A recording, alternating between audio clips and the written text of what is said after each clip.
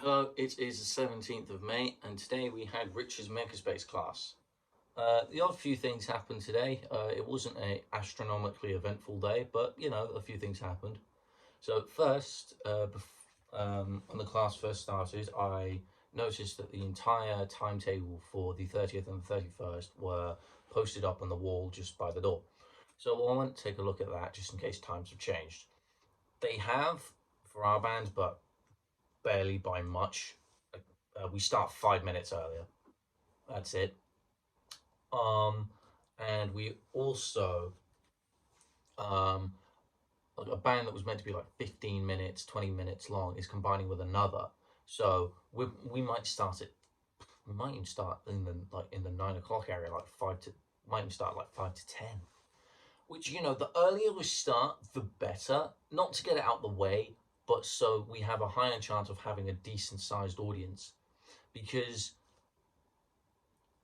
like what happened in the networking night, we were there at 7 o'clock. We were the last band performing, and we performed in front of two people. That was Andre and Jackson. Andre had to be there, and Jackson stayed of his own accord.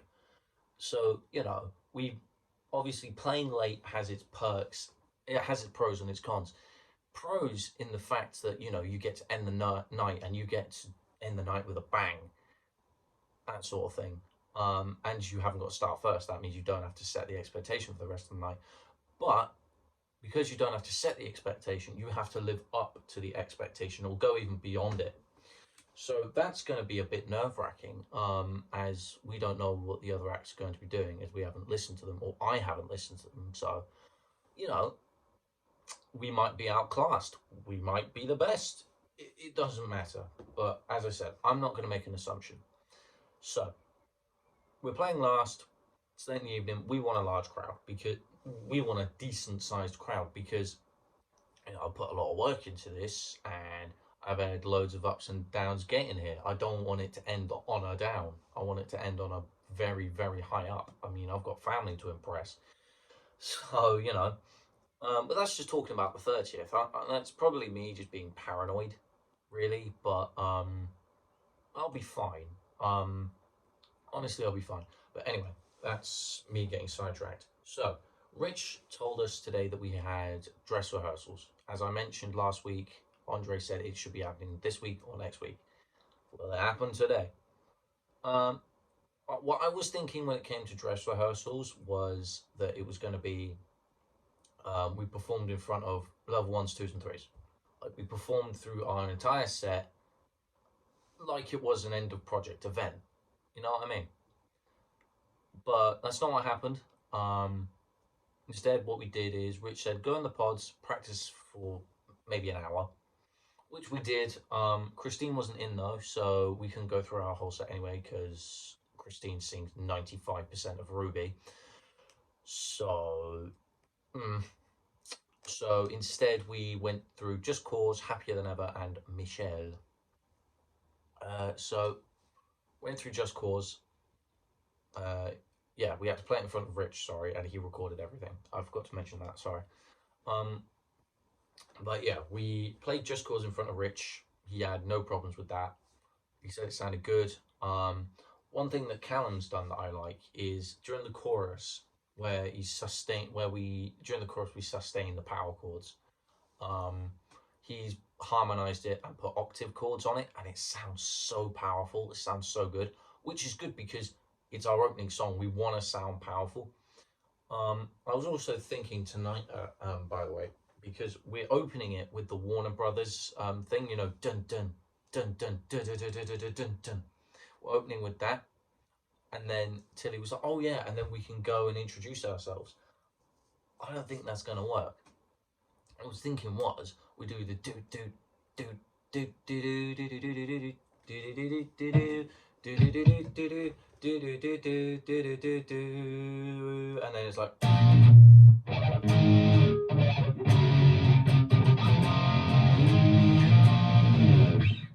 then it just kicks off into the song because it's a transition. And the more transitions we have, we don't want to stop. Hey, this song's called da da da da da da da da. You know what I mean? But yeah, that's what I've been thinking. I might I'm gonna run the suggestion by the lads tomorrow, see what happens. But yeah, we went through Happier Than Ever afterward, and um, so Rich had a few things to critique about that. He said that Callum needs to be really loud when it comes to the solo, which is true. He does. He needs to be loud. He needs to be really loud for that. Again, for effect, because not only because Rich was saying we're drowning him out, and it almost sounds like we're walking on top of him. Because and then tongue tied. But yeah, we'll be walking over him. So Rich said you need to be as loud as you can. So we ran through that maybe 3-4 times until we found the perfect level. He then said because Happier Than Ever is a very repeated song. Again, it's just it's 4 chords.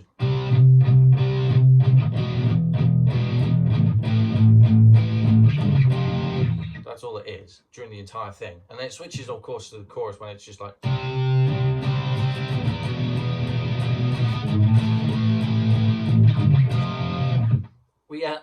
Rich was saying that you have to add some variation, which is what I'm trying to do. I've added a connected chord in between, and there's a bit in the chorus where it stops for a split second. And what I was thinking is because it's I'll just go to its octave counterpart, which I've done in the past, but that's the only change I can think. What else is there? I mean, I've been thinking of stuff like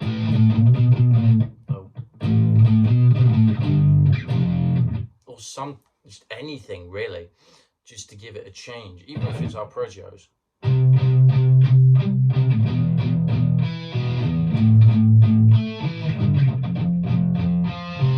Yeah, like what I'm doing in here. Even if I do something like that, or Callum does something like that, even because he's taking lead for the song. So even if I'm just doing that, then I don't really care because the song's a banger. Then we ran through Michelle. That's the one we had to run through a fair bit. So again, I'm doing the solo for that. So Rich said you need to turn yourself way up for when that comes, even though it is a slow guitar solo. A rather quiet one, you still want to stand out from that, which is and also Rich said someone needs to take charge when starting the song, because we had a few moments where it's like, oh, who's going to start?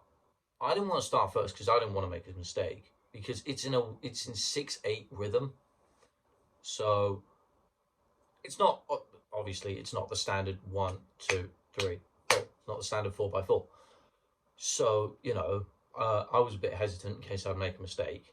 But, yeah, Rich just said, look, Ellis will count you in out loud from now on. So it will just be like 1, 2, 3, do, do, do, do, do, do, do, do, do, do. Instead, just to, so someone can take charge. Because it's the opening note that matters. It's a strong E. It's just 1, 2, 3.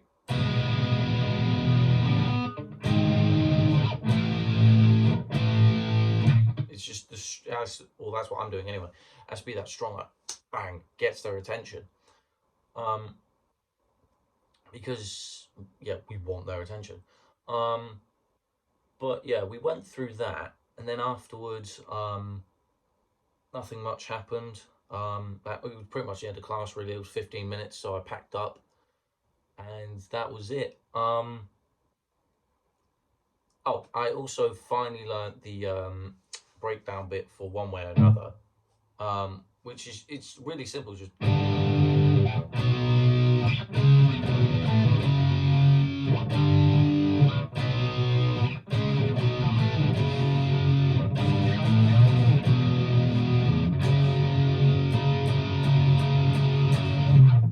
that's all it is.